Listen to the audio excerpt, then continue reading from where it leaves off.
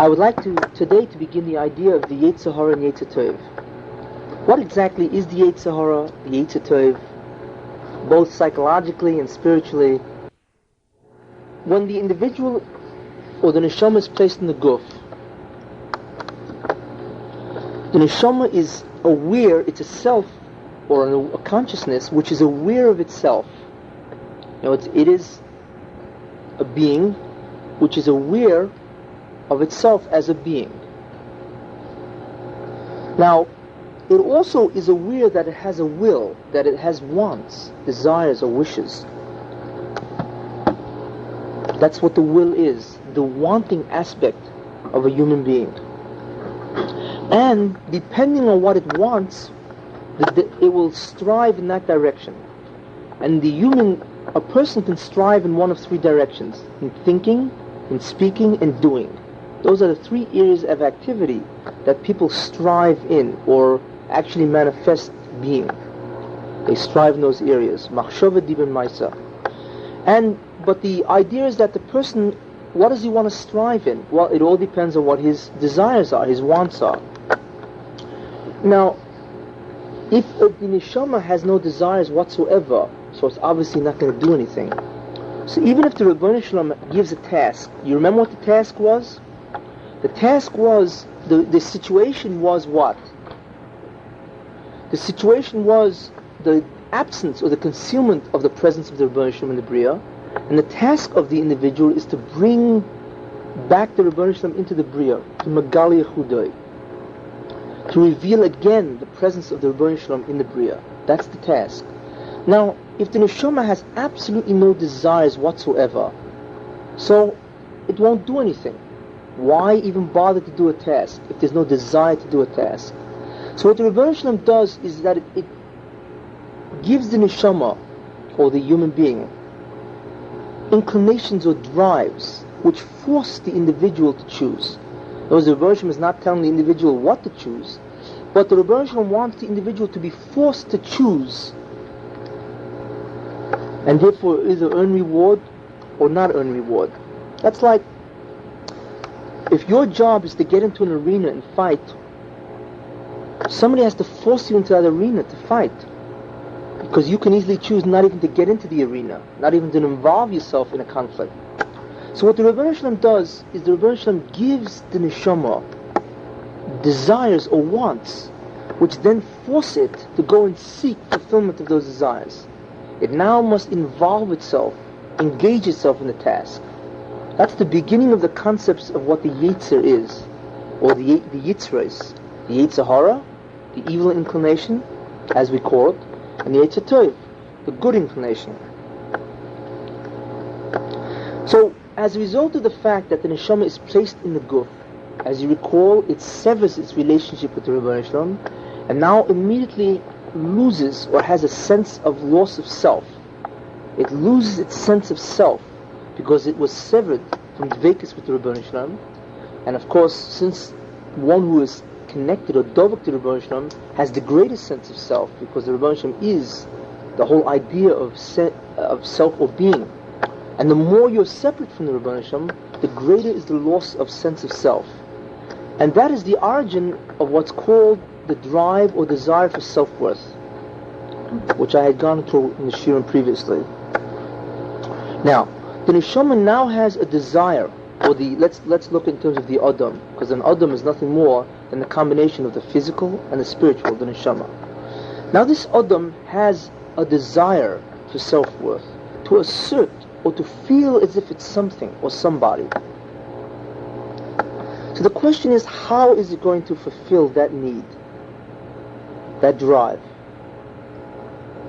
So what happens is that the Rebbeinu Shalom offers two directions and two opposing forces in either direction, which beckon to the individual, come and fulfill it in my direction, and the other force says, come and fulfill it in my direction. And both forces incline the individual constantly between them. So in other words, the desire of the Adam to gain a feeling of worth now has two different directions, and in both directions there is a force which the individual or the Adam perceives in either way, which is forcing it to go in one direction or to go in another direction.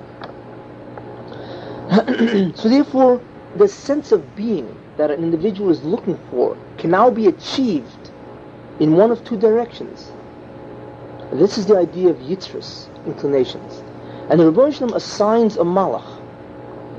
And that's the idea where malach comes in, that the malach has shlita, it has dominion over the physical body. It can create anything it wants in the body. So what the idea is that the individual now, since the neshama is in the guf, it now begins experiencing physical urges or whatever, physical ideas, because the force exists in the body. It's a physical force, physical drive and need, whether it be physical, psychological, it's still rooted in the body. But the one who's in control of that is a malach. Now the truth is that every event that happens, everything that exists, is controlled by a malach. But malachim are really messengers or agents which are designated to perform certain tasks. That's all they are. And over the body itself, there are malachim that have been given the assignment to control the physical body. It can produce whatever urge, whatever feeling it wants in the body. Of course, it does it via the physical mechanisms, the human brain and so on. It works ayidei teva. In other words, for every urge or every feeling hunger has a physical base. When you feel hungry, there's something going on in the body. The stomach is rubbing against each other, whatever. And there's no food. You experience that in the mind as hunger, and that is a drive. So there is you who is the self, the person, experiencing drives in the body. And you experience drives in terms of the body and in terms of the mind. The mind has its own forces or needs, which I had mentioned. Adequacy, the need for worth, acceptance, and so on. These are drives that the mind gives you. They're not rooted in the body. But the idea is that a malach is behind the force of the body itself. He's the one who originates through teva, through the physical mechanisms. He's able to give you the feeling or perception of many, many different kinds of feelings and pleasures and so on. It's all based on a malach, which is based on a physical mechanism. He's the one that controls it. But the reason why I mention malach is because of the idea of Yitzser and Yitzser Tov as being malachim. The truth is that Yitzser and Yitzser Tov are physical ideas or psychological ideas. But of course, what gives origin to these physical or psychological ideas or drives is malachim. That's why they can create or they can instill in you different feelings and urges which immediately will force you to do certain things. Now you have the free will not to do what the forces. Many times you have a taiva for something and you don't have to listen to that desire, that urge. You have the free will not to be dominated by the urge. But the feeling or the perception of the urge is a Yitzser. It's an inclination, depending on what the inclination is. So therefore the idea of what a Yitzser is, an inclination, is nothing more than an urge, a drive, or a need that is experienced by you, forcing you in one direction, which you do not necessarily have to go after, but you perceive the force, the drive, and that is called the Yitzser, because it's inclining you to go after it, to fulfill the need or drive, whatever that is. So we begin to see that an individual has a need for self-worth, or to assert, or to feel a sense of being, and that there are inclinations which originate from malachim, and they tamper with the body, if you want to look at it that way, and they create physical drives and psychological drives. In other words, bodily drives are created as a result of a spiritual entity called the malach, but we experience them physically. And the drive, which is a koyach, a force, inclines you to go in different directions. That's what the Yitzser is physically, the way we feel them physically. And spiritually, they are the malachim controlling those physical urges. For instance, it says by Yehuda and Tamar that Yehuda, when Tamar met him on the road and she presented herself as a prostitute, he wanted to go right by her, in the mice of Yehuda and Tamar. because she disguised herself, because the whole business, the whole story in the Chumash, that she was married to his son and he died and he never fulfilled his promise to give her his youngest son. So therefore she said, okay, then she wanted kids, so she was now going to entice Yehuda. So what happened was, Yehuda, in the Medrash says, he was going to walk right by her. I mean, it was no big deal for him to avoid the temptation that she was offering him. He was that kind of a person. But what the Rebbeinu Shalom did is he took away his Bechira. He commanded, the Medrash says, he commanded the Malach that controls the drive of lust, of Zima, the sex drive. And he commanded that Malach, obviously, to increase the drive to such a proportion where Yehuda had no Bechira. There was nothing he could do. I mean, technically, he had the capacity not, but the force is so great that in actuality, in no way can you abstain. So therefore, what Yehuda did was not a chet. His Bechira was taken away. This is what the Medrash says. Again, we see the idea. Malach didn't come over and hit him on the head and force him to go. No, the Malach works through the physical body by creating the urge. In this case, he accentuated or made much more severe the drive, the sex drive itself. So Yehuda therefore had no Bechira. But in any case, what the Yitzser is. A Yitzser is an inclination, and we experience it as a drive, and therefore we are inclined in that direction, and it originates from a Malach. Now, as I said, there are two drives, so therefore there are different opposing forces which will incline them in different ways, or us to go in different directions. Both directions will give us a sense of self. The sum total of all the drives is divided into two directions. One is called Toiv and the other is Ra. And these drives or forces which are acting upon the individual in a bodily fashion, okay, has its origin, I should say, in Malochim. That's why Yitzser Tov, Yitzser Hara is referred to Malach, Tov, Malach, Hamovis, whatever, and the Yitzser Tov also. But the idea is that we experience them as bodily urges which give us directions, and therefore they incline us in certain directions. Now, it's also too important that the Yitzres give us needs, but they do not give us the fundamental need of self-worth. That we have automatically. They give us the directions from which to fulfill our sense of worth.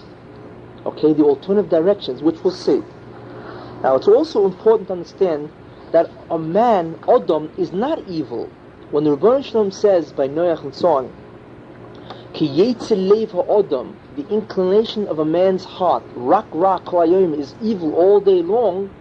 The Rebbeinu is not saying man is evil. Man is not evil per se.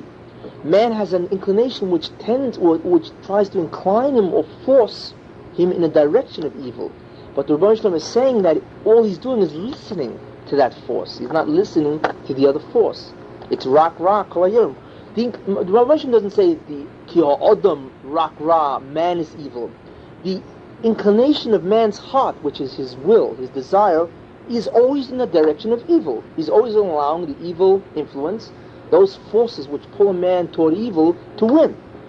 So the idea again is that man is not evil inherently, as some people think, Christians especially, but man is basically a divine being that has an evil inclination, that pulls him or gives him bodily urges which force him in a direction of evil.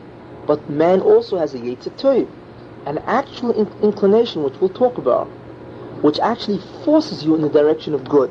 And again, we have to understand each one, how they manifest themselves in the body, because then they have meaning. To talk about a malach influencing you does not give you meaning. But to talk about how it manifests itself psychologically, what psychological phenomena is based on this, is much more worthwhile. Now, by the way, rak ra kol hayom is the end letters of rak ra kol hayom is Amalek. And Amalek, the reason why he's rak ra kol hayom is because he is evil. He doesn't incline toward evil. Amalek is the human expression of what a Malach HaMavis would look like. What are the directions? What do I mean by urges and drives, which give you a direction to fulfill your needs of self-worth? What does this mean? Let's begin understanding or analyzing the idea of Yitzser Tov. Now, many people try to understand what Yitzser Hara is. What the Yitzser Hara is. But it's much more difficult and elusive to define psychologically or in physical reality what the Yitzser Tov is, for many reasons. There are several questions which appear. Chazal gives certain statements about the Yitzser Tov, so it makes it difficult. The first statement that Chazal give about the Yitzser Tov is that he appears at 13 years only, 13 years old. That's when he appears. He's not here. A human being, an Adam, does not have a Yitzser Tov until he's 13 years old.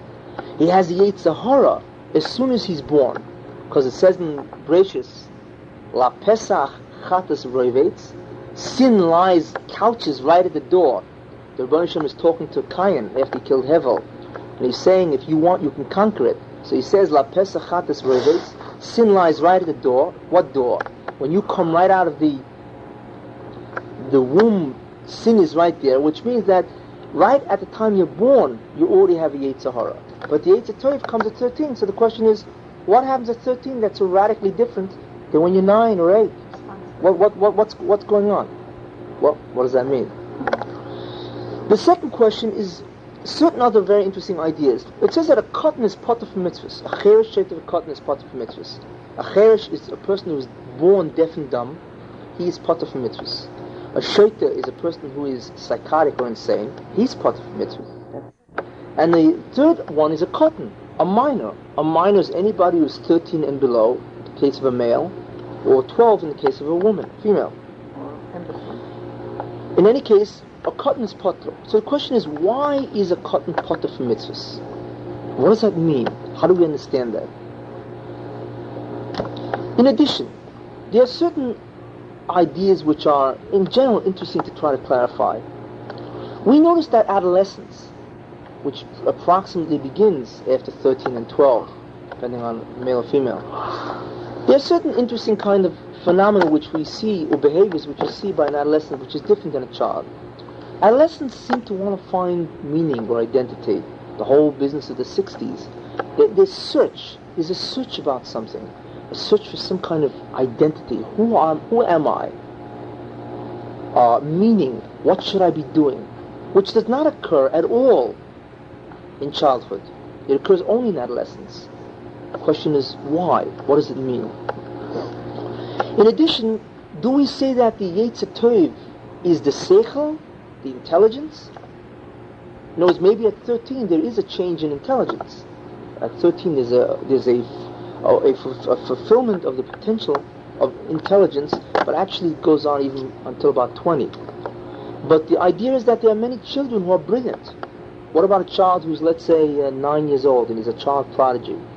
There are many children who are more brilliant than 14-year-olds or 15-year-olds.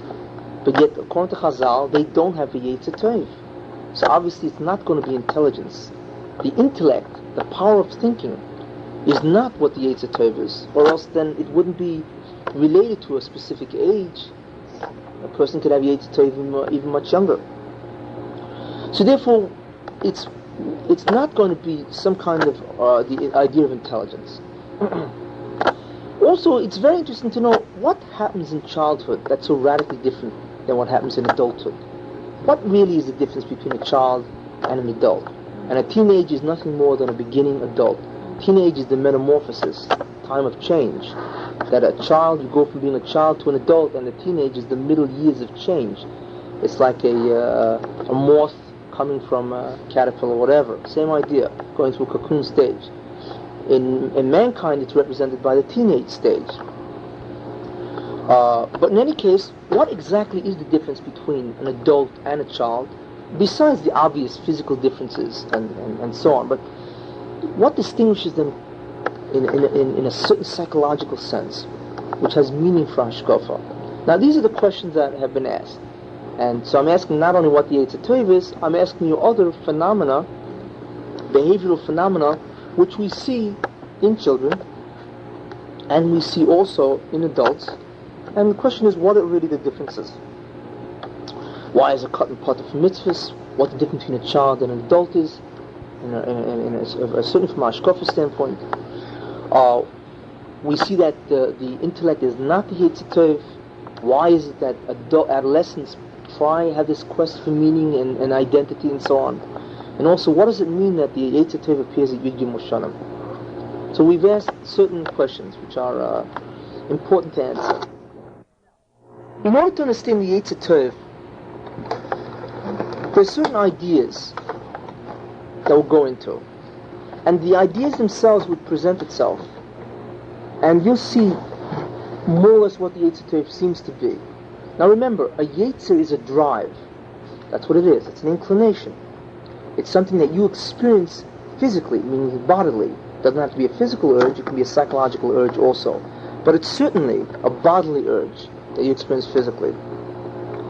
The key difference between a child and an adult is the fact that a child is not concerned is that if he accommodates or if he lives in accordance with the reality he perceives. It doesn't make a difference to him. An adult does. In other words, at 13 years old, what you see automatically, and we begin to use the word responsibility, but now you see more what it means. A person after 13, or at the beginning of adolescence or whatever, is different because now they want to live in accordance with reality. They have a drive to live with what they understand to be. You don't see that previously. That is what the Yitzser Tov is.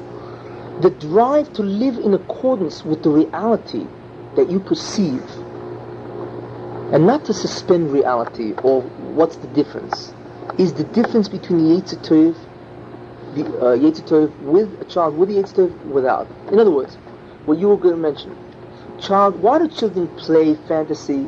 They can make believe.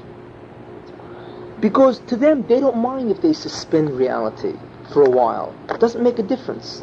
They don't have that drive that their actions or behavior is really in accordance with what they understand to be true. They lack that drive. They lack the Yitzser Tov.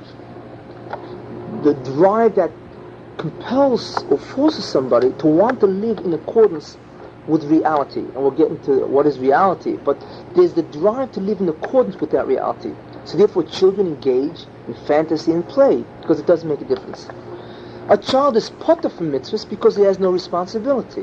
What does responsibility mean?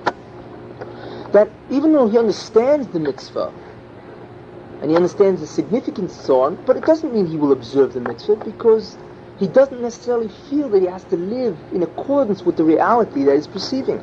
If there's a mitzvah, great. But wait a minute, I want to play something now. I want to do something else now. Reality, there's the mitzvah, everybody's running to shul or whatever. So what? I'll go and play my games right now. There's no concern, there's no drive to want to live with the reality. Therefore, there's no responsibility. Responsibility is where a person is concerned to do the task assigned. In the case of the child has no responsibility because it's not concerned necessary to live in accordance with reality. That's why it's potter from mitzvahs. Because it lacks the Yitzser Tov. As long as you don't have that Yitzser Tov, you cannot be chayiv mitzvahs. As long as you don't have an inclination which compels you or forces you in a certain way, I shouldn't say compel, I should say certainly forces you, there is a force existing that pushes you in the direction of living in accordance with reality, then you don't. And children don't have that. So what I'm saying is that the Yitzser Tov is basically the drive or the urge that a person feels when he reaches pubescence, which is the adolescence or Yud Gimel Shanim, whatever. It's the drive that a person feels that he wants to assume the responsibility or to live really in accordance with reality that he understands. Now, part of this drive is also the idea that a person wants to, if he wants to live in accordance with reality, what is reality, number one, and what is the valued reality? What is the reality which I want to live in accordance with? There are many ways of life. So a person begins to seek value or meaning. So in other words, the adolescent's quest is part of the Yitzser Tov. All of a sudden he has this drive of need to live in accordance with reality, and all of a sudden then he must then begin searching reality, his identity, who am I? What is the world? What is the meaning in the world? Because what is the valued reality? What is that reality that I want to live in accordance with? There are many styles of life. That's why an adolescent has those drives. Because that's exactly what Yitzser Tov is all about. The quest for identity or meaning, the quest to become part of life and to live in accordance with life is the Yitzser Tov. Therefore, we experience those drives in adolescence, because that is the Yitzser Tov. We now understand what it means that the Yitzser Tov appears at Yud Gimel Shanim, and this truly does appear at Yud Gimel Shanim. It doesn't appear before. And we understand that it's not a child's intellect, because a kid could be brilliant, but there's no urge or force on him to want to live in accordance with that reality, with a meaningful reality. What's the difference if he understands reality very well? A child who's a child prodigy simply means that he understands reality better than you. But that doesn't mean he's interested in living in accordance with reality. Therefore, he's part of mitzvahs. That's what differentiates him between an adult or an adolescent and a child. And that really is an essential difference between a child and an adult. Their attitudes about the way they want to conduct themselves. The child wants to conduct himself not always in conformity to reality. He can play or do whatever, suspend reality. And the adult generally lines up his behavior in conformity to reality. Therefore he searches, he has a need to know what is the real truth, and not only what is the real truth, but what is the real valued truth. What is the truth that I should adapt myself to? So the search for truth is a Yitzser Tov. So this Morris tries to explain what the Yitzser Tov is also. It's a desire to conform to reality, to truth. Therefore it's a desire as a result of that to know what the truth is and to know what the valued truth is. That truth which presents meaning, or that truth which is something that he wants to really live in accordance with. And that truly comes at Yud Gimel Shanim. Other things come at now the physical urges come obviously when the person is born, but I'll get into that. Now, there is another idea also, another drive which is also part of the Yitzser Tov, and that drive is what's called guilt. Now, all people have what they call in psychology a superego, but what it really means is a conscience. If you are going to do something wrong, you feel guilty. There's a certain sense of guilt. That's an emotion. It's a very powerful emotion. It's a very devastating one if you experience it all the time. What does guilt do? What's the need for guilt? Well, what the Rebbeinu Shalom wants to make sure is he gives you a drive which is going to force you to examine the world, force you to examine truth, force you to look for meaning. Okay? And as a result of that, you will find truth. So in other words, merely by having a drive to want to know the truth and what is the meaningful truth, and to want to accommodate myself, live in accordance with that truth, that is a sufficient drive enough to get you to do the Avodah. But the Rebbeinu Shalom also wants you to make sure that you won't do against what you value. So therefore you have what's called the emotion of guilt.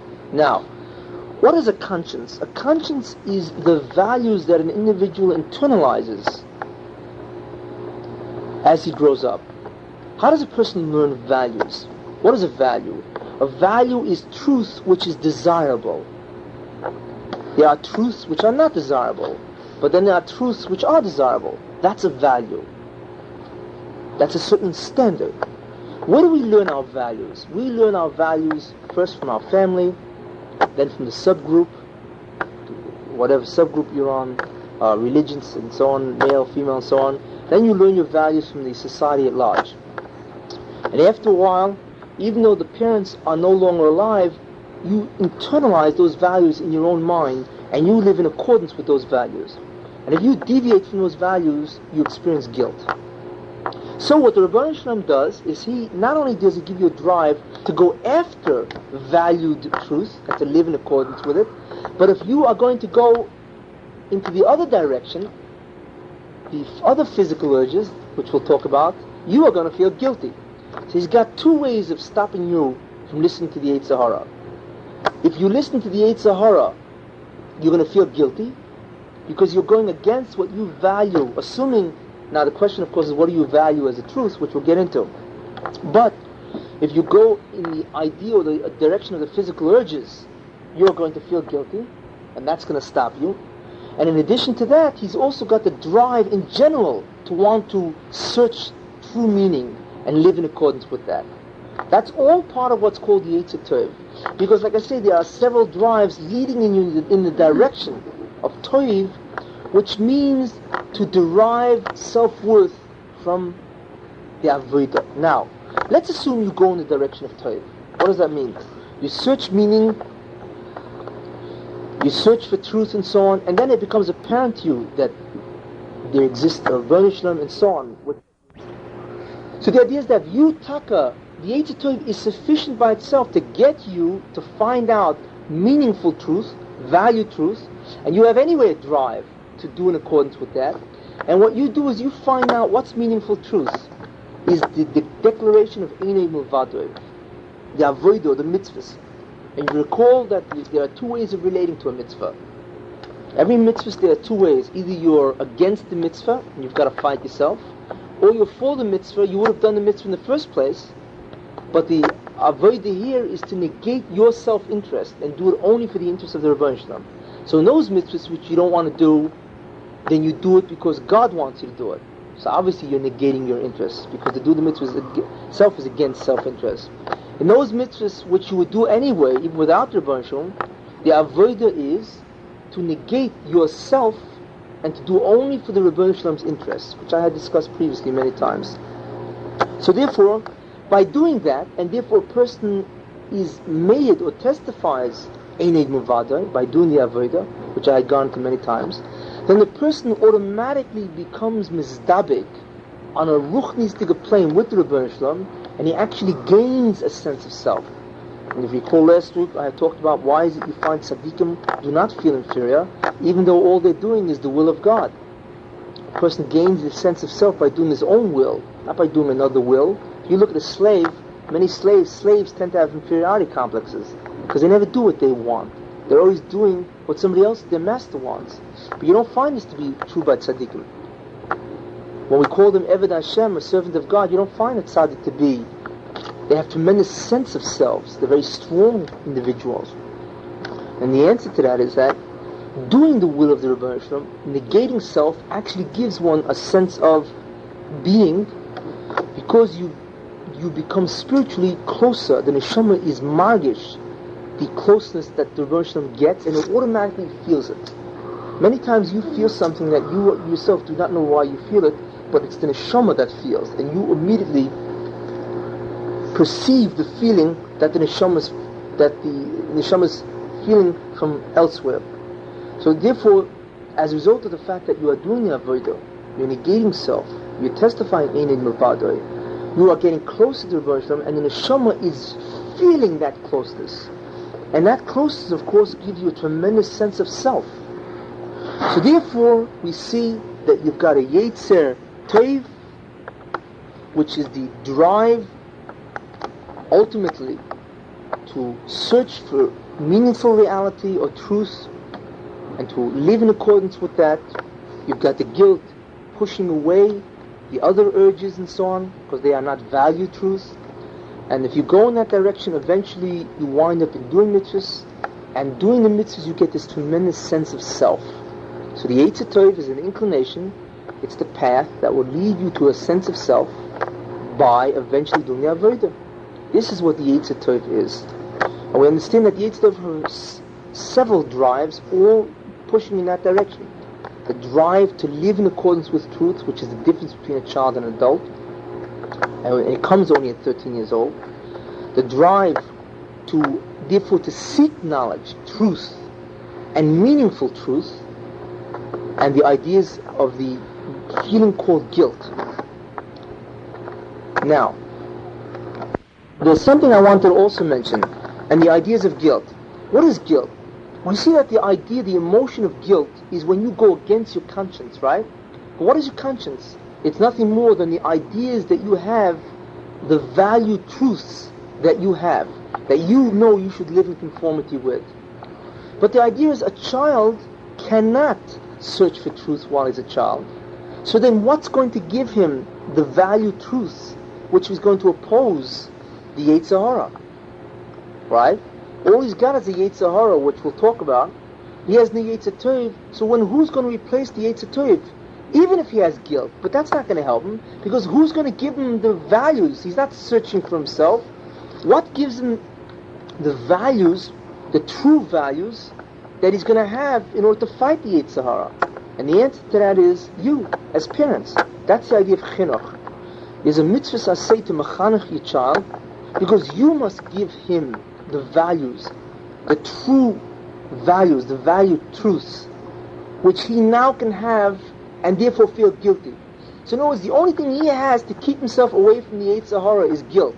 He doesn't have the drive to live in accordance with reality. That's the Yitzser Tov. A child doesn't have the Yitzser Tov. So then what has he got?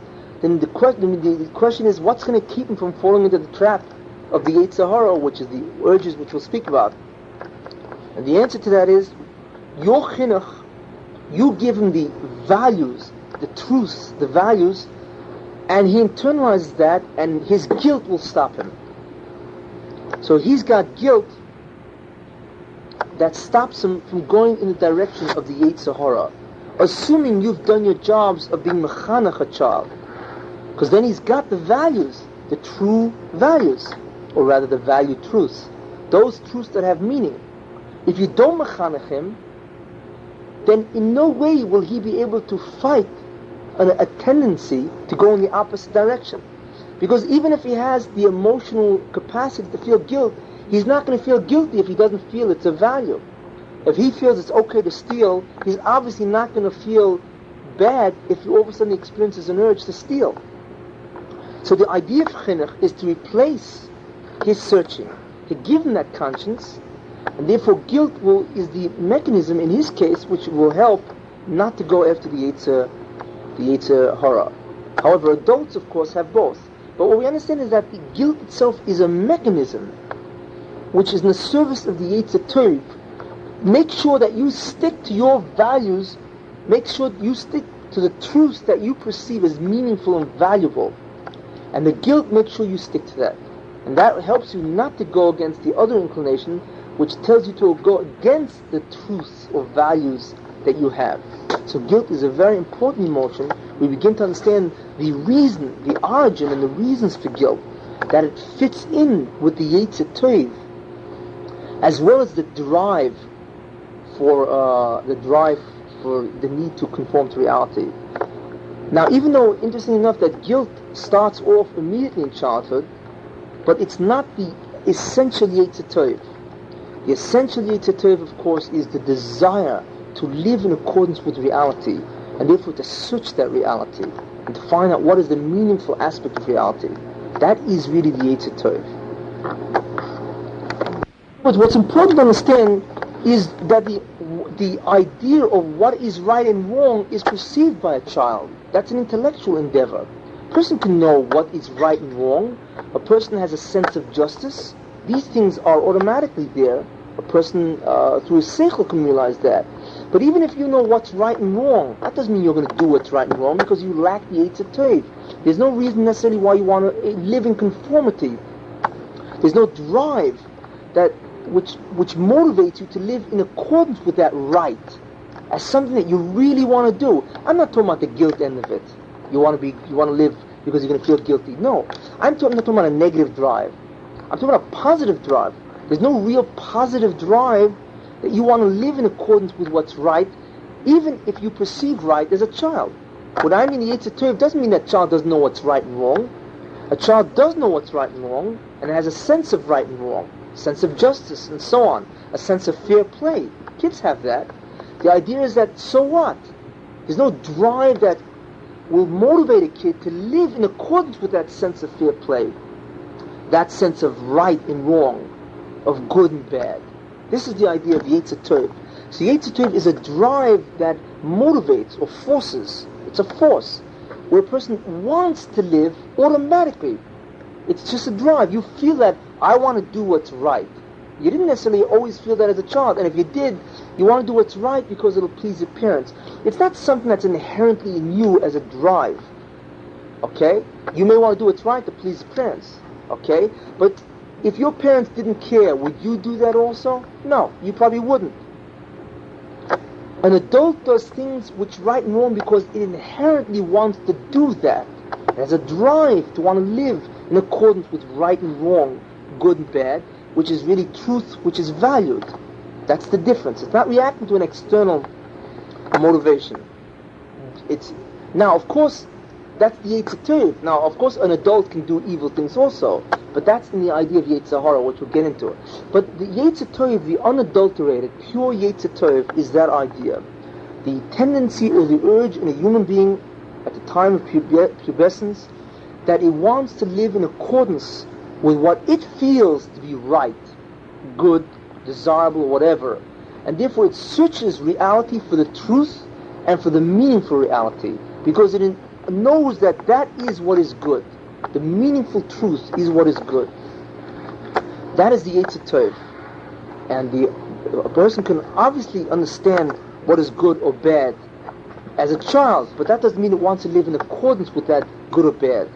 If it does, it's many times motivated by parents because it wants to get things or whatever. And the idea is that a child can learn to live also in accordance with good, but it has to be taught that. It's not, you're not taught to feel a physical urge, you're inborn. The Yitzser pops up. It's not a learned idea. If a child learns to be good and it has a real desire to be good, I'm not saying children have no desire to be good. They do have a desire to be good. It's a learned idea, and it originates from the fact that it wants to listen or accommodate itself to its parents. After a while, the desire to be good becomes internalized, and it really wants to be good, as a certain ideal that it wants to do. But it's not something which is a drive which is internal. It's a learned drive. It's not an innate psychological drive, and therefore can be unlearned. Anything which is learned can be unlearned, given the right circumstances. But something which is innate can be shaped by learning, but the essential drive is always there. That's the differences. So this is a discussion really about what do we mean by Yitzser. So again, just to summarize, the idea that the Rebbe Shalom gave Yitzris inclinations, which are drives, forces which tend to pull a person in two directions, one toward the good, one toward the bad. And the directions mean that you get pulled in two directions to get this feeling of self. That if you go in the direction of Yitzser, you get a sense of self. If you go in the direction of Yitzser Hara, you get a sense of self.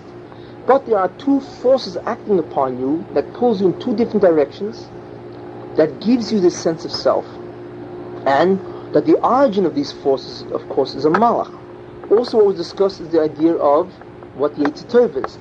That basically it's an innate drive that comes at 13 that forces you, or you perceive a force, an urge to want to live in accordance with what reality is, what the true reality, what truth is in other words, and what valued reality is, what you perceive as desirable reality. And you have the urge to live in accordance with that. That alone ensures that you will eventually be over the Rebbeinu Shalom, even without just that drive alone. And then the ideas of guilt as a drive which stops you from going against what you value, and the idea that you have to mechanech your child and give him the valued truth before he gets the Yitzser, and that'll help him. And even if he develops a desire, it originates from outside. The Yitzser, however, originates from inside. Next week I'll be going into what the Yitzser Hara is, and then what happens as a result, the Yitzser Hara, and why is it that the Yitzser seems to be losing constantly, as the Rebbe Shalom himself said, Ki Yitzser Lev Odom Rak Rak Kol Hayoim. What's really going on? But at least we understand the idea or the rationale for Yitzris, and what the Yitzser seems to be psychologically. That's it. Now today what I would like to talk about is to go into the idea of Yitzser Hara and how it manifests itself in a human being. We talked about the concept called the Yitzris, and we mentioned the fact last time that what a Yetzer is nothing more than an urge. It's a force of some kind which the person experiences acting upon him or herself. And the Yitzser, there are two of them. There are two forces, two urges, both being felt and both exercising itself on the person and pulling in two different directions. And representing a force or giving rise to the force in the human being is a malach behind each one. But the essential idea is that we're dealing with two urges or two forces which incline the individual toward one of two directions. Not that he must go either way, because he is in the middle, but he experiences an urge or a force or a drive, and therefore he can go either in one direction, one drive, or in the direction of the other drive. But he is placed in the center of the drives. And I had mentioned last time that the essential idea of the drives is that in both directions a person achieves some kind of self-worth in either way. And if you recall last week I had mentioned the Yitzser Tov, that the Yitzser Tov is that urge in a person which he experiences at the beginning of pubescence or puberty, Yud Gimel Shanim. And what that urge is, a desire, an urge to live in accord with that which he understands to be truth. And automatically with this drive or urge is also a desire to know truth, which is reality, and more important, to know valued truth, which is meaning. A person strives to know truth, that which is meaningful truth. Knows that truth which you should want to live in accordance with, and he has this urge to live in accordance with that valued truth that he understands. This is the Yitzser Tov.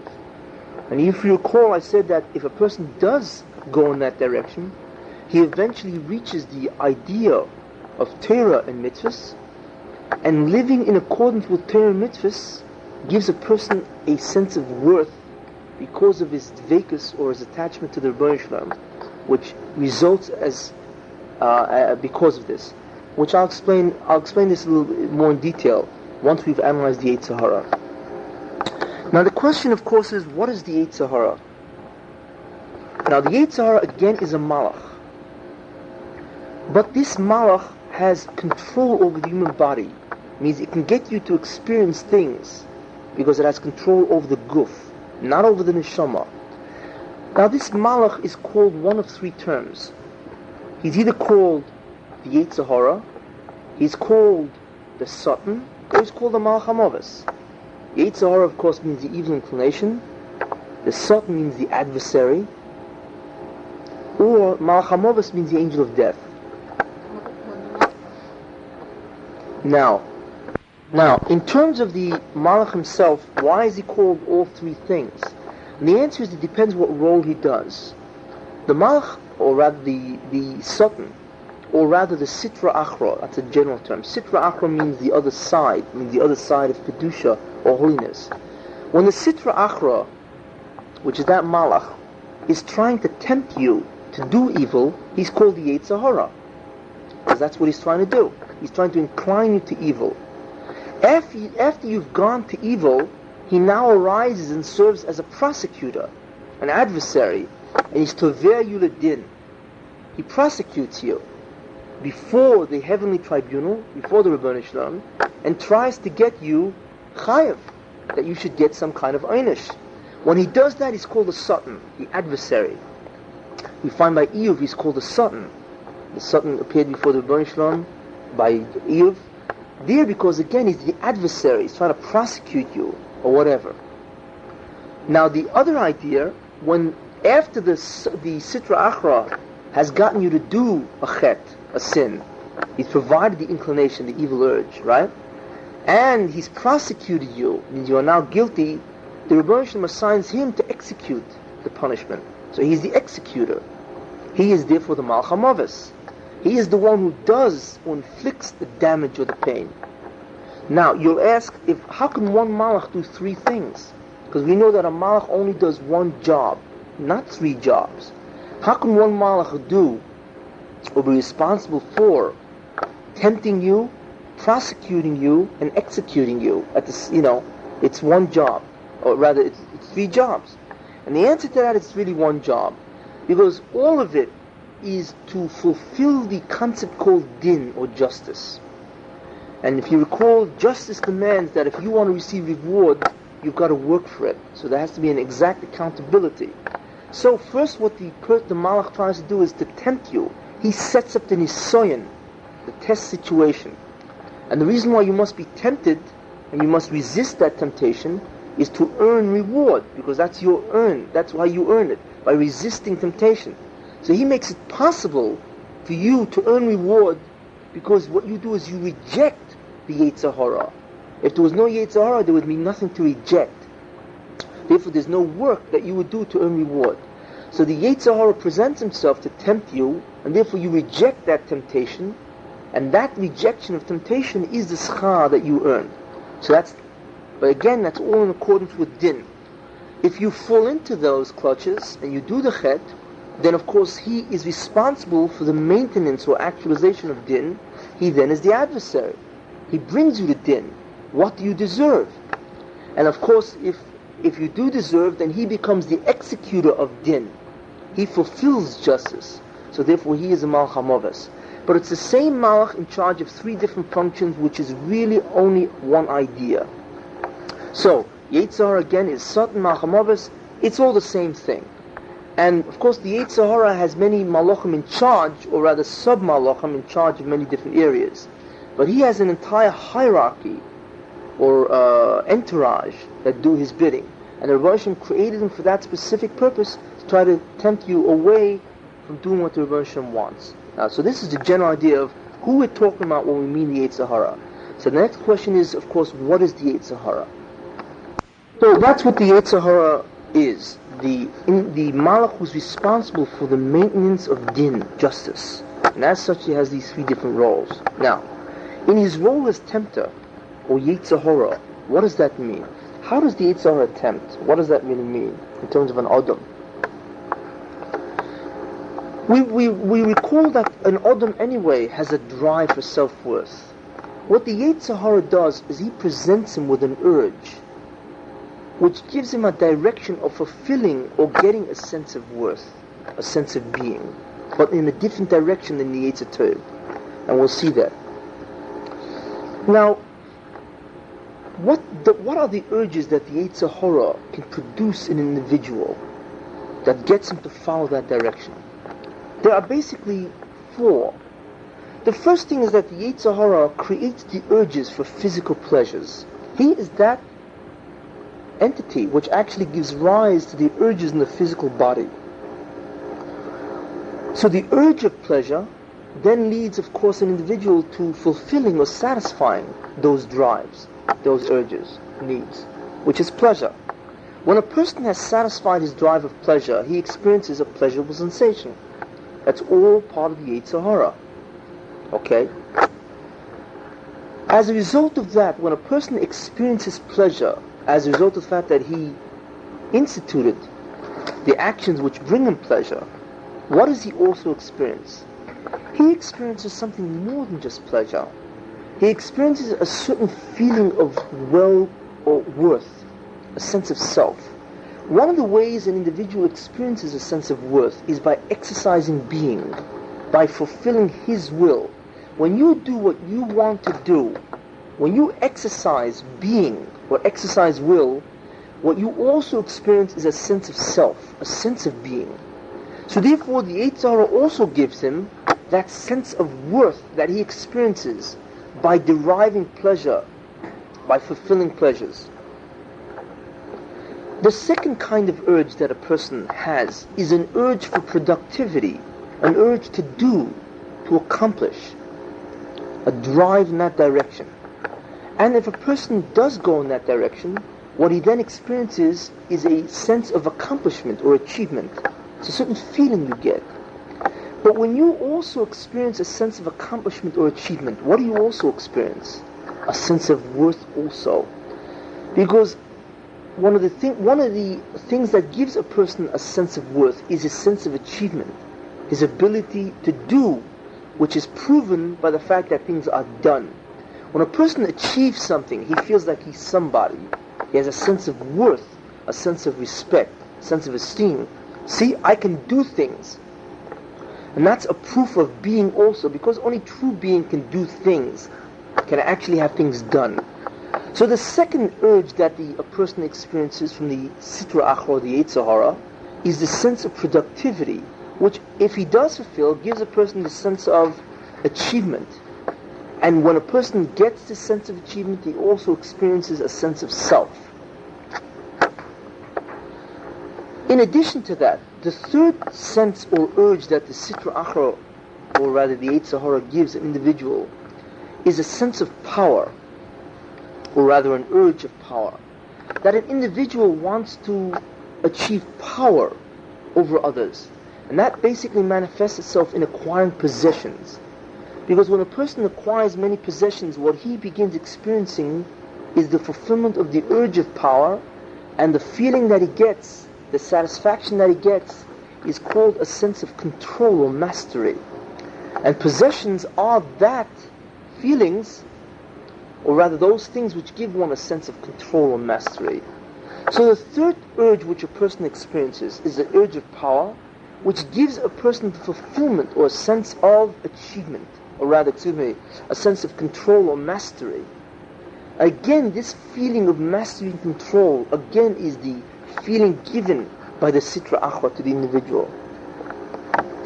The fourth direction, or the fourth urge which the Sitra Achra, the Yitzser Hara, gives the individual, is the urge for potency, the feeling or the urge to be able to feel as if you can do things. Not only the sense of achievement, the productivity, but just the idea that you have the ability, the capacity, the potency to do things. So therefore, a person has a drive or urge for potency, and when he achieves that through money, by having money, he then achieves a certain sense of potency. Even if you do nothing, even if you don't spend money, you get what's called a certain sense of ability. I can do, because I have a lot of money in the bank. Like somebody has $1 million. He has an incredible sense of his ability to do things. His sense of potency, or the ability to do, is very strong, because he has a tremendous amount of money in the bank. And money, of course, gives an individual the wherewithal to do things. So therefore, the urge for this feeling of potency, and when you achieve it by acquiring money, you achieve a sense of ability, a sense of competency or potency. That also is by the Sitra Achra. And of course, when you achieve the ability or the feelings of potency, which really becomes omnipotency, what do you really feel like? A tremendous sense of worth and being. So we see that the Yitzser Hara presents itself in the Odom in 4 different directions. He gives an individual the urge for pleasure. He gives an individual the urge for productivity. He gives him the urge for power, and he gives him the urge for potency. And in addition, therefore a person is led in the direction of those urges, because there are forces acting upon him. He experiences those drives or urges, and he goes and tries to accomplish it. He accomplishes the urge for pleasure by engaging in taivas, materialism, and all kinds of pleasures. So the Yitzser then gives him the feeling of pleasure. He accomplishes the urge of productivity by striving in many directions to achieve many things. So he gets a certain sense of achievement, which the Yitzser gives him. He gets a certain sense of power, or rather mastery and control, when he goes in direction, or follows the response to power. And he does that by acquiring vast amounts of possessions, and also taking control of others, by going war to others, physically abusing others, and so on.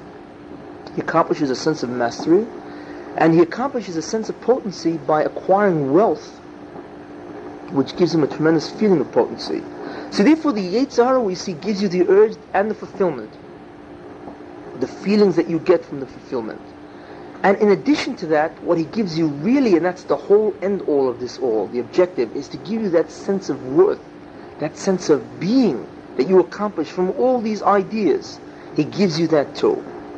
As a result of that, you come to a certain belief about yourself. That belief is that you think you are somebody. As a result of the urges, which force you to strive for those urges, and you get certain feelings as a result of the fulfillment of those urges, you also get the bottom rung of these things, or the basic vehicle of these things is a sense of self. That feeling that you get a sense of self.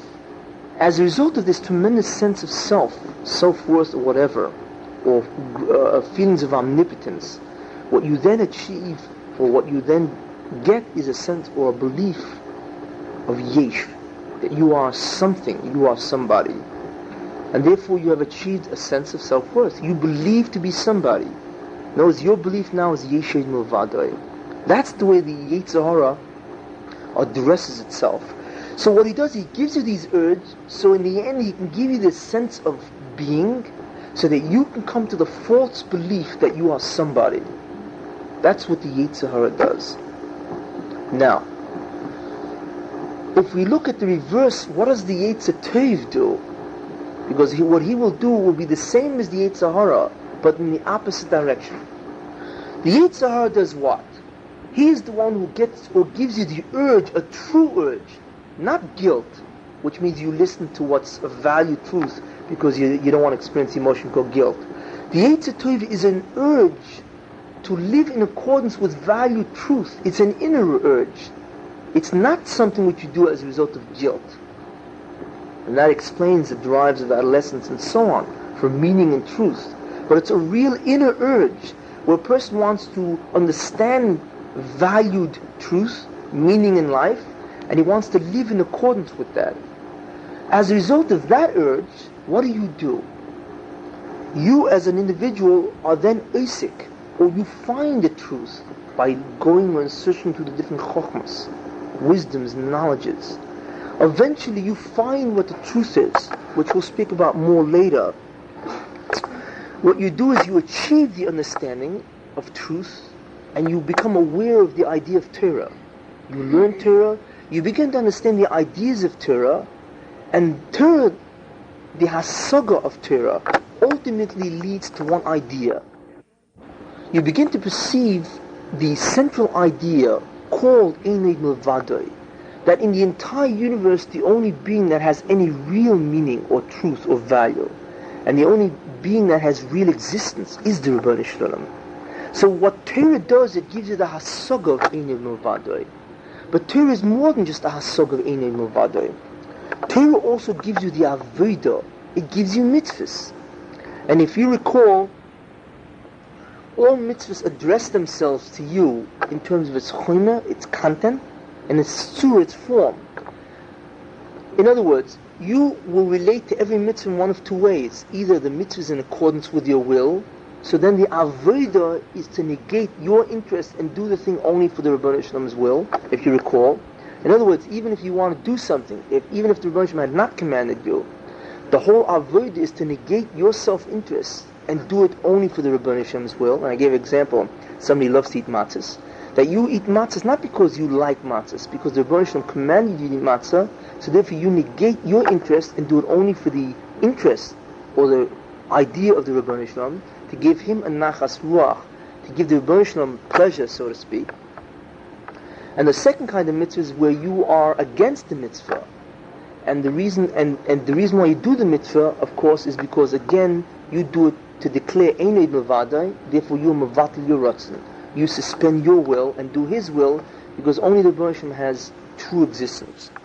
So therefore what the avodah is nothing more than the belief of Eined Milvadoi translated into human behavior, into acts.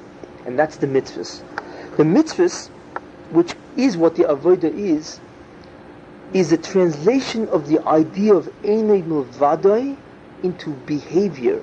It's an actualization of the hasaga, the comprehension of the concept of Eined Milvadoi into behavior or action. That's what the avodah is. And every mitzvah addresses itself to you in one of two ways, and you go in accordance with that.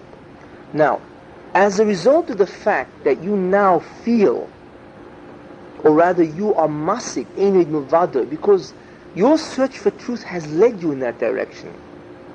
So therefore you are masik einay milvada because of the Torah, and you feel einay milvada because of the avodah, the mitzvahs. You get this feeling after doing the mitzvahs constantly that the Rebbeinu Shalom is the only thing that really is. And that's the feeling of einay milvada, which means you begin to feel the negation of your own self. In terms of what Moshe Rabbeinu said, "Vanachnu mo," what are we? Moshe Rabbeinu wasn't saying a hasaga, he was saying a feeling that Moshe Rabbeinu felt as if he was really nothing, that the Rebbeinu Shalom is really everything. So as a result of the feeling of Einay Milvadai, you then come to the belief of hasaga of Einay Milvadai. This is what you believe. In other words, the learning of Torah and the doing of mitzvahs gives you the feeling of Einay Milvadai, which gives you the feeling of a negation of self. As a result of that, the fact, your idea or your understanding is that there is only Einay Milvadai. But as soon as you're masik, or you really feel Einay Milvadai, and you believe Einay Milvadai, there are two emotions that immediately arise. The first emotion is called yira. You stand in awe of the presence of the Rebbeinu Shalom. That's when you have awe. When you, in other words, when you're mastic the Rebbeinu Shalom's Einay Milvadai in all its many different ways, you stand in awe of that being. And the second emotion that you get is ahava, love. You then you yearn to be with that being. You yearn to be dovak, or cling to that being, as a result of your hasaga and your feeling of Einay Milvadai, which came from your learning of the mitzvahs and doing the mitzvahs and learning Torah, which came from the drive of the Yitzser Tov in the first place to push you in that direction. You now have achieved Yir and Ava. In other words, you desire to be with the Rebbeinu Shalom, to unite with the Rebbeinu Shalom, and that desire is dvekus, and that dvekus gives you a tremendous sense of self-worth, because you're deriving your sense of being by your yearning to be with Him. So in the end, the Yitzser Tov also pushes you in the direction of worth. But it does it by getting you to feel Einay Milvadai and to believe Einay Milvadai. And this creates the emotions of Yir and Ava, which then give you a tremendous sense of worth and being. So we see, therefore, that we have two opposing forces. One is the Yitzser Hara, which gives you urges and gives you feelings if you do those urges, and it gives you also the feeling of self-worth, and therefore you come to believe in your sense of self. But that sense of self is an illusion, because what you believe is Yeshid Mavadai, but that's really an illusion. Why? Because you have, if you think about it, the pleasures that you have experienced, okay, are really the pleasures which the Yitzhar itself has given you to experience.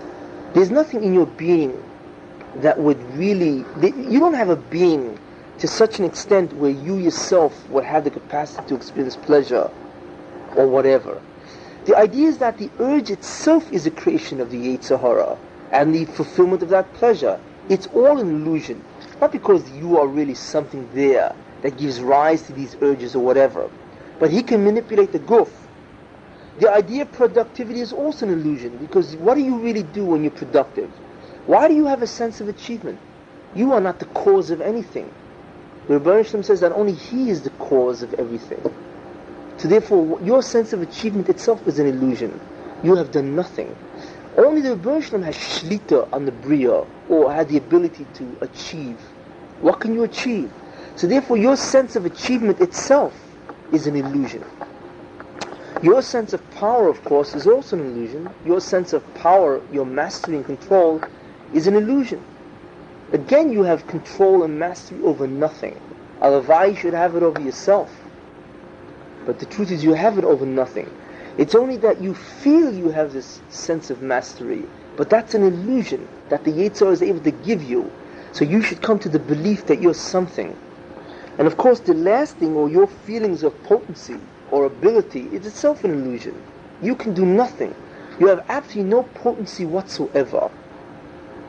So the entire idea of the Yitzhar Hara is to give you different kinds of urges and feelings so that ultimately you can feel a sense of self and you can believe in your sense of self, that you are Yesh Oid Milvado.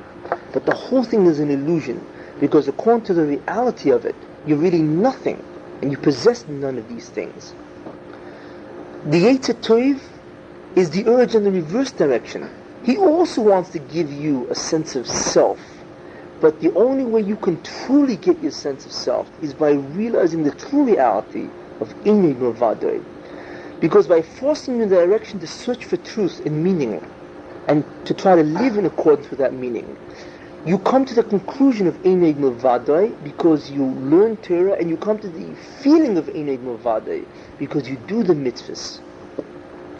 As a result of that, you truly believe Eineg Milvadai. And as a result of your belief of Eineg Milvadai and your sense of existential inferiority, what you then come is the year and av of the Rebbeinu Shalom. And it is that av, or that longing for the Rebbeinu Shalom, that gives you the sense of intimacy, of closeness with the Rebbeinu Shalom. So you then experience a sense of self because you are intimate, you are dovik in the Rebbeinu Shalom. So it is from him that you are experiencing the sense of self. By being dovik, it's like the same idea. People, for instance, it's what's called identification. People identify with certain ideas and so on, and then they get a sense of security. For instance, a person will identify with the winning ball team. Give an example. Why? Because by saying I identify with this team, that I'm part of this team, I therefore have the same sense of strength that this team had. Or when people identify with causes, they identify with countries. People say, I'm an American. Why are they proud to be an American? Because America is a very powerful country. So they, by identifying or by having a sense of closeness or intimacy with America, achieve the same feelings of strength.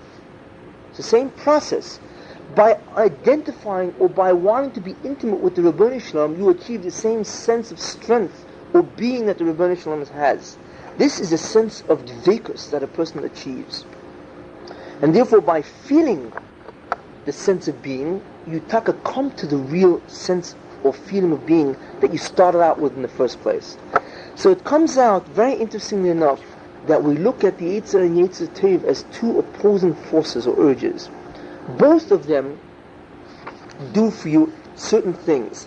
They both give you urges, and they both give you fulfillment of that urges, but each in the opposite direction. The Yitzser gives you the different urges, the four kind of urges. The Yitzser Tov gives you the urge to seek value, truth, and to live in accordance. Both of them give you a sense of fulfillment that you receive. The Yitzser gives you the sense of fulfillment in terms of pleasure and power and mastery and potency and so on. And the Yitzser Tov gives you the sense of well-being that you feel when you live in accordance with value, truth.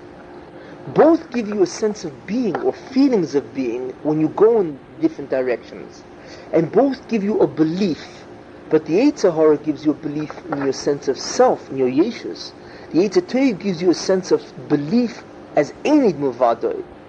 But that Einid Milvadoi is what exactly gives you the true sense of self by being Mizdabik in the Rebbeinu Shalom.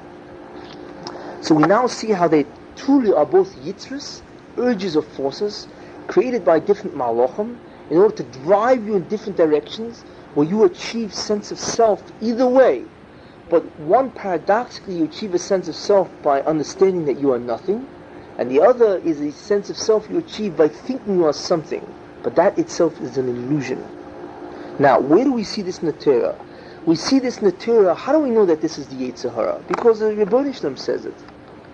It says in the Chumash, in Parashas Ekev, by Sheni, that the Rebbeinu Shalom says, watch yourself, lest you forget the Rebbeinu Shalom and not do his mitzvahs.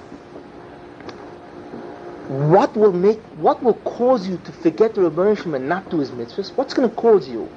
4 things. But the question is, who's giving you these 4 things? Why are you going in the direction of those 4 things?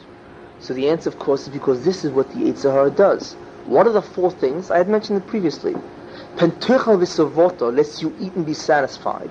Well, that was the urge for pleasure. Uvotem tovim tivne v'yoshovto, and you will build beautiful houses and you'll dwell in that. What's that? Building houses, the sense of achievement. Again, the Yitzser Hara. Uvechocho v'tzoincho yerivun.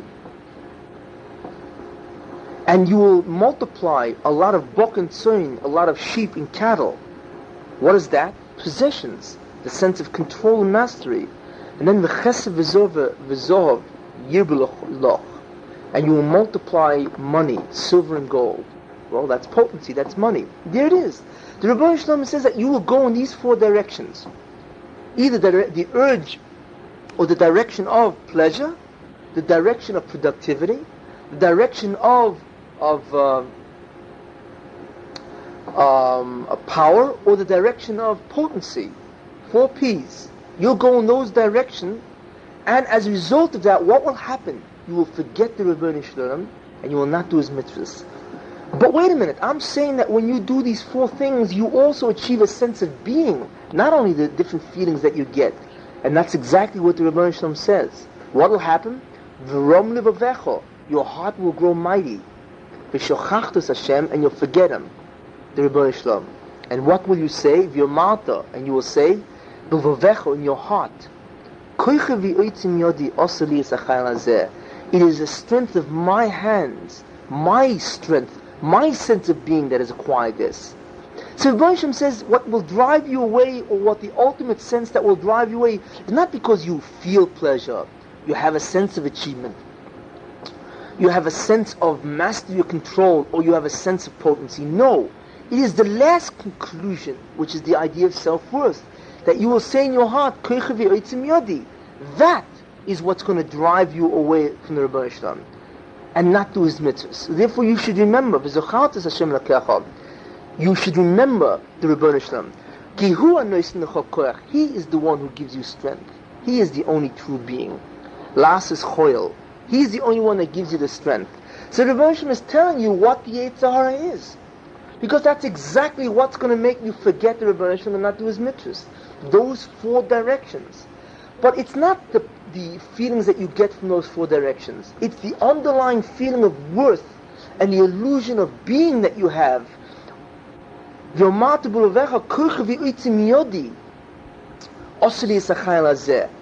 what you're going to achieve. That sense of grandiosity and omnipotency, and therefore you will forget the Rebbeinu Shalom. That we see it often in the Chumash. Now, in addition to that, it says in Breshis Rabbah, it says there, when the Rebbeinu Shalom created the Yitzser Hara, it says there, what's the Yitzser Hara? So it says, if it was not for the Yitzser Hara, you would not do 4 things.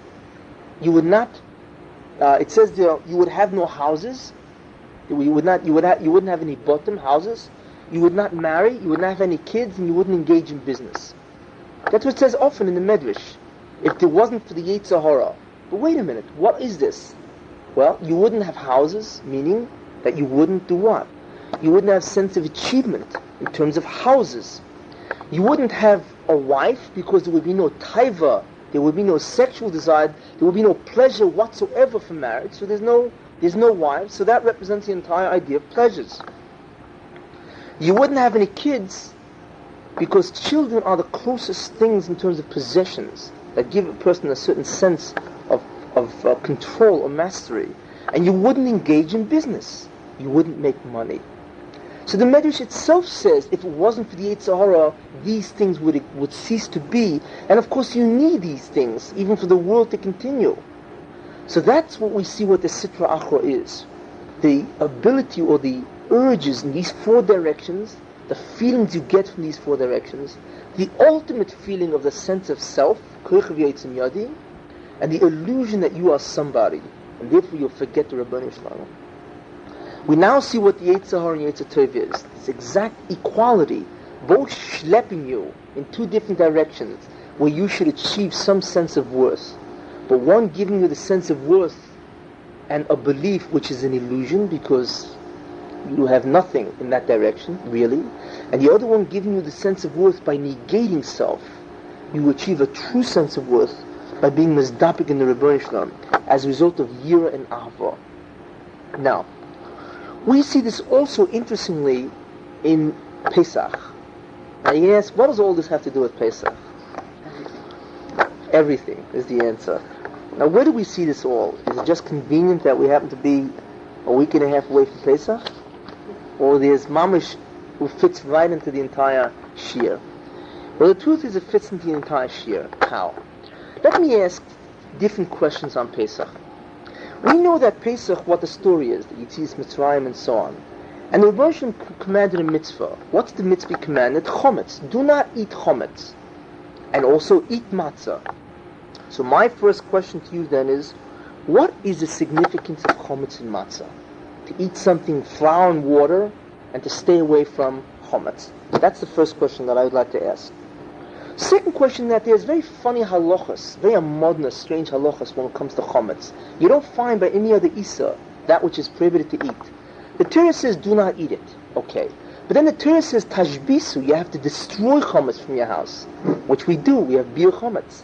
You don't have that by other mitzvahs, really.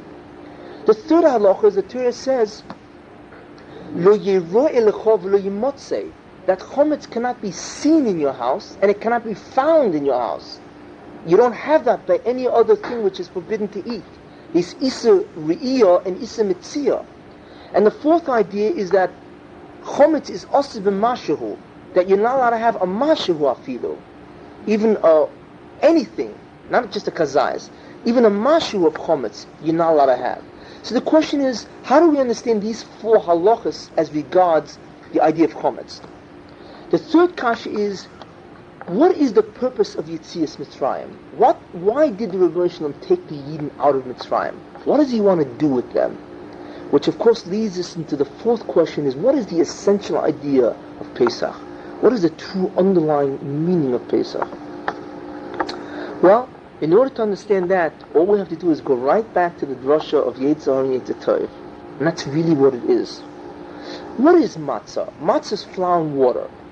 What is chometz? Chometz is flour and water which has been fermented. In other words, it has risen.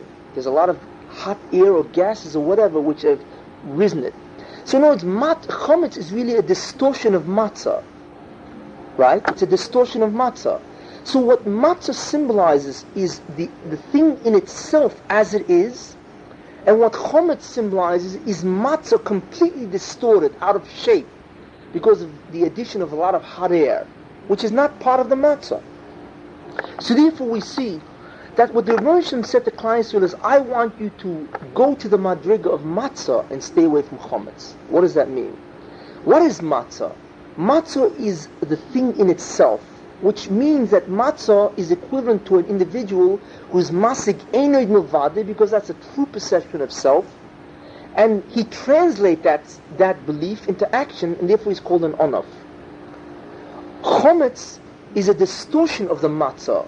Therefore what that is the Rebbe is saying, do not be a gaiva, do not distort all the illusion of self, which is really an illusion. It's a distortion of the etzem of a person, that you are really nothing. So therefore what chometz is the illusion of self, because physically it's a distortion of the matzah. So the Rebbe Shalom is saying, stay away from gaiva, or distorting the sense of self, which is what the sitra achra, Yitzser, tries to give you. So that's what it is. The significance of chometz and matzah really is, matzah is einoid milvadoi, and chometz is yeshid milvadoi. It's a distortion of the matzah itself. Okay? So Rebbe Shalom is saying, stay away from chometz and go only to matzah. That's the significance of chometz and matzah. But wait a minute. To what degree do I stay away from chometz? So the Rebbe Shalom says, don't eat chometz, meaning do not imbibe yourself with the ideas of yesh. Be mava'er chometz from your house. Take this sense of self or distortion and remove it. Work on yourself and remove whatever sense of self you have.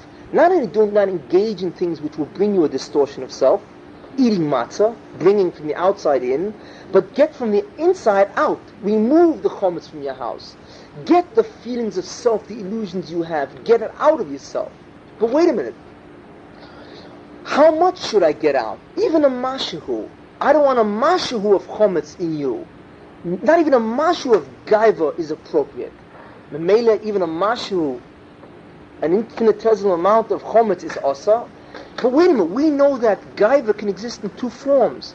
A person can be self-complacent but relate to other people very nicely, right? Or a person can be very arrogant and relate in a way where he feels superior to you. So Rebbeinu Shalom says, Lo yiro elecha, I don't want you to see chometz in yourself, and I don't want it to even be found where it's not seen by others in yourself. That's the inyan of mitzvah. In other words, when a person looks at you, it should be that when he sees you, that not only does he not see any arrogance, but he shouldn't even see self-complacency. Or rather, that gaiva in an adam, which cannot be seen outside, because the person is not arrogant, he's only self-complacent, gaiva should not even be found in you, not only not seen by others.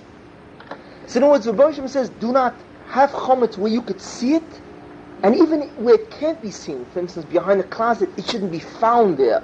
So Rebbeinu Shalom says, gaiva should not be seen in you by others, because if you're arrogant, it can be seen, or it shouldn't even be found in you if it cannot be seen by others, because it's merely self-complacency, where you hold yourself to be somebody, but not greater than another. So if Rebbeinu Shalom says, Lo yiroi lecha, it shouldn't be seen in you by others, arrogance or omnipotence, egomaniacal tendencies, or it shouldn't even be found in you where others don't see it. You shouldn't even be self-complacent. In other words, it's what they call kol giva lev. You shouldn't even be haughty of heart. So therefore we have a second question is answered, why you have the gedorim of the mitzvah, why the mitzvah is in these kind of conditions, why you're not allowed to eat it, why you have to remove it, why it cannot not even be seen in you, cannot even be found in you, and why it's also b'mashahu. Because chometz again represents gaiva, and it's interesting to note that the word gaiva comes from the root go'or, which I had mentioned previously, and go'or means to rise or swell. The word gaiva itself, which means to rise or swell, itself is an indication of chometz, which is a rising or swelling of the matzah. It's a distortion of the self, or a distortion of the matzah. So therefore we see that the ideas of chometz and matzah, what they signify, is that the Rebbeinu Shalom gave Klal Yisrael matzah and chometz. So he told them, do you know why I'm taking you out of Mitzrayim? To come from the madriga of chometz into the madriga of matzah. To come from the madriga of yeshed milvadoi into the madriga of enod milvadoi. The mitzvah itself reflects the purpose of Yetzias Mitzrayim. The halachas of chometz and matzah reflects the whole idea of Yetzias Mitzrayim. So therefore we understand the significance of chometz and matzah. We understand the purpose of Yetzias Mitzrayim, why the Rebbeinu Shalom took them out, to go from a state of chometz to matzah. We understand the purpose or the essence of Pesach itself is to understand yeshed milvadoi, to go to enod milvadoi. And we understand the reasoning for these halachas. So we see Pesach itself is the grand statement of to go from yeshed milvadoi to enod milvadoi, which is the entire milchama of the Yitzser and Yitzser Tov, the idea of being or non-being, and achieving a sense of being from the feelings of non-being. And we see also that the Yidden achieved that murder. When the Yidden when they were makabel the Torah, they said Na'aseh v'nishma. Na'aseh v'nishma means we will do the mitzvah even though we do not understand, and then we will try to understand it. Which means that they suspended their faculty of criticism, evaluation. But that means that they suspended the entire idea of self. Means there is no self, therefore I will not evaluate anything. So Na'aseh v'nishma means that the Jews, in their very acceptance of Torah, forget about the mitzvahs, doing the mitzvahs, but the Kabbalah alone was a statement of enod milvadoi. So the Rebbeinu Shalom rewarded them with 2 crowns, the Medrash says. So it says that each Malach gave a Jew 2 crowns, one for Nas and the other for Nishma. And we can understand the 2 crowns as Yichud Mitziyusa and Yichud Shlitosai. The crown means, the significance of a crown means you perceive the crown, or you perceive the Rebbeinu Shalom. When it says that you receive the crown, means you receive the Hasog of the Rebbeinu Shalom. The crown is Hasoga, means a comprehension of God. So the first crown they received, or the first comprehension of royalty or God, was the idea of the unity of his force, Yichud Shlitasai, that God is the only force in the universe. And the second crown they received, the second perception of the Rebbeinu Shalom, is the perception of Yichud Mitziusai, that the God is the only thing that has existence. Those are two crowns they received because of the Kabbalah, which was a statement of Einay Mavadeh. And the Medrash says that they all died, and the reason why they died is because since they perceived Einay Mavadeh, their Metzius became bottled, and they died. So it comes out that the Jews went from Mitzrayim, the Yetzias Mitzrayim, and they went all the way takat the Einay Mavadeh. And that's why the Rebbeinu Shalom gave them, why they were so busy by matzah, like chipazon. They were very busy and they could only have time to make matzah. The Rebbeinu Shalom arranged it in such a way where they only have time to make matzah, because what the Rebbeinu Shalom was saying, that I am taking you out of Egypt. Leaving Egypt means to become a matzah, become Einay Mavadeh, not like Egypt, which is a Mshundig Yesha Mavadeh. This is basically what I wanted to relate to you. The ideas of Yitzser, Yitzser Tov, the whole fundamental conflict of man, of Einay Mavadeh and Yeshid Mavadeh, and how the essence of Pesach in the halachas of Chometz and Matzah is nothing more than a statement of Einay Mavadeh as the objective of all Jews.